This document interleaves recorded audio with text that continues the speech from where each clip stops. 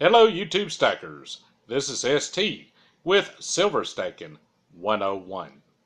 I'm a day late this week on the video. I had intended to do the video yesterday. However, yesterday started out kind of crappy. Had some truck troubles in the old ST truck. And then the day kind of went down from there. Nothing went as planned. I was going to do it yesterday evening, and a buddy of mine called me and said, ST, let's go fishing. Nothing beats topping off a crappy day with a beautiful night of fishing. So I'm a day late. I apologize about that. This video is the conclusion of the series on how to make money investing in silver. Let me define again what I'm talking about. I am talking about going from fiat dollars into silver and then back to fiat dollars for a profit. This series was not about stacking physical silver as a prepping item against an economic collapse, the total collapse of the dollar. I do that often. This video was not about using physical silver as a hedge against inflation. I do that often as well because we are going to experience hyperinflation in the future. That should precede the crash of the dollar. This video is about normal investing, assuming the dollar is not going to imminently crash. So the concerns for this are different from prepping concerns or from using silver as a hedge against inflation. Now, when we started talking about this subject, the first thing we discussed was the three prime measurements of silver investing. That's what you buy it for, what you sell it for, and the time period that you have to hold it to realize a profit. Why is the time period important? Because we talked about cost of capital. Under cost of capital, we discussed before we start investing money to make money, we need to pay off all our unsecured consumer debt.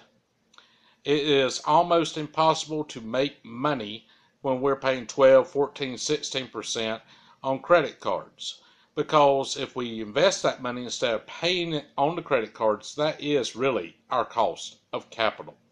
We discussed taxes. Now, when we discussed taxes, many people responded, in this state, there's no taxes. In that state, there's no taxes.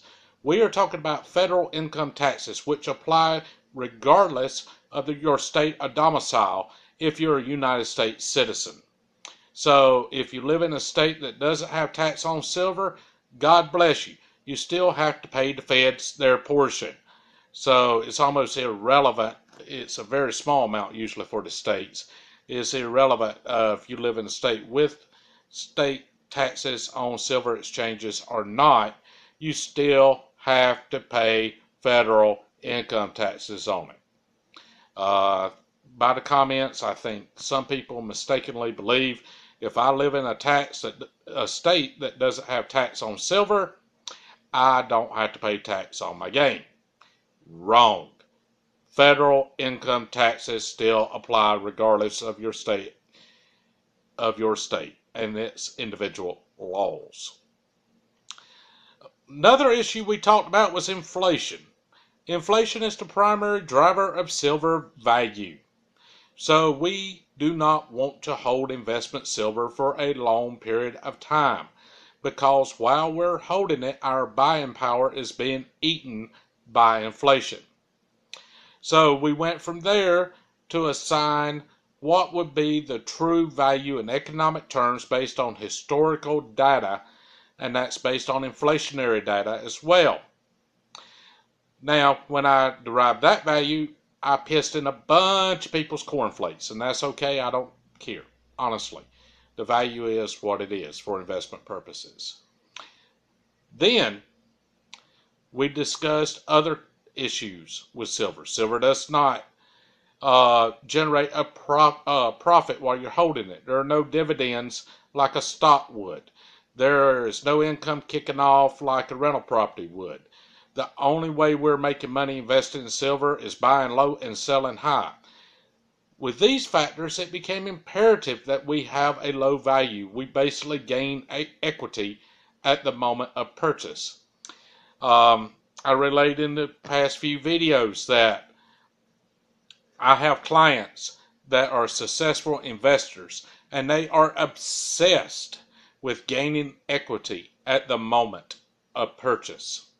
They're obsessed with building value when they buy something.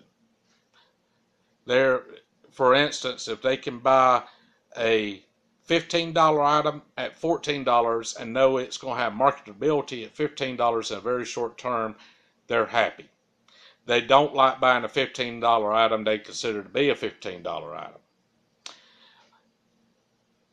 So once we determine all that, we determine what price points, and that's an individual decision, we may go into silver at. We determine that we have to hold silver for a very short length of time due to inflation. We determine that silver can move sideways for a long period of time.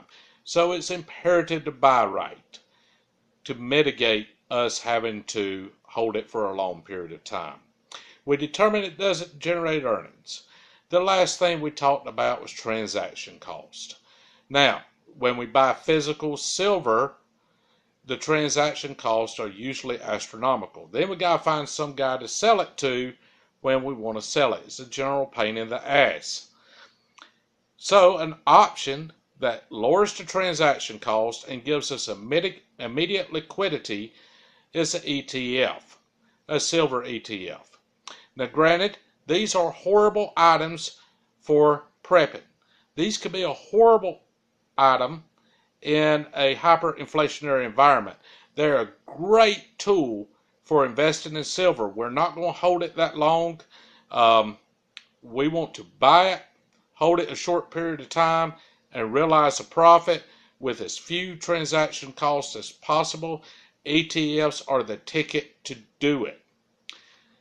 Now, in all this, we're assuming the economy's not going to crash next week. Now, I know if you watch the pumpers, the sky's going to fall friggin' tomorrow. The sky was going to fall tomorrow for the past 20 years. Eventually, yes, the dollar will collapse. I fully admit that, but it's not going to be tomorrow, barring an intervening event like an EMP or a mega disaster. And if that happens, you got a lot more worries than your ETF that you can't lay your hand on. That's why we have the prepping silver, the physical silver that is in our possession. But for investment purposes, no. So that's my strategy. That's how I like to invest in silver, to make money in silver. It works. It has worked. Historically, it has worked. And it should continue to work. Now, next week, I'm going to start something really fun. So subscribe if you haven't. And that's where I'm going to start picking apart pumper myths. The first pumper myth I'm going to go into is a day's wages, historically, going back to Roman times, has been 1/10 of an ounce of silver. That's correct. However, pumpers use this statistic to value silver at $1,500, $1,200 an ounce. And I'm going to point out why that is a complete fabricated bullshit. Subscribe for that. Listen to my explanation before you comment on that issue and see if you agree.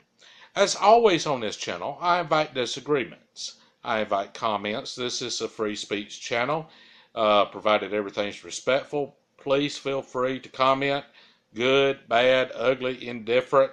But when you disagree, please say why you disagree. If you agree, state your beliefs. This channel is about building a sense of community and allowing input from the viewers, because other people have valid points too that may disagree with mine. I fully understand that. This is not a Jerry Springer show. This is not I'm right and the whole world's wrong. This is for everybody to learn, including myself. Subscribe. God bless you. Have a great evening.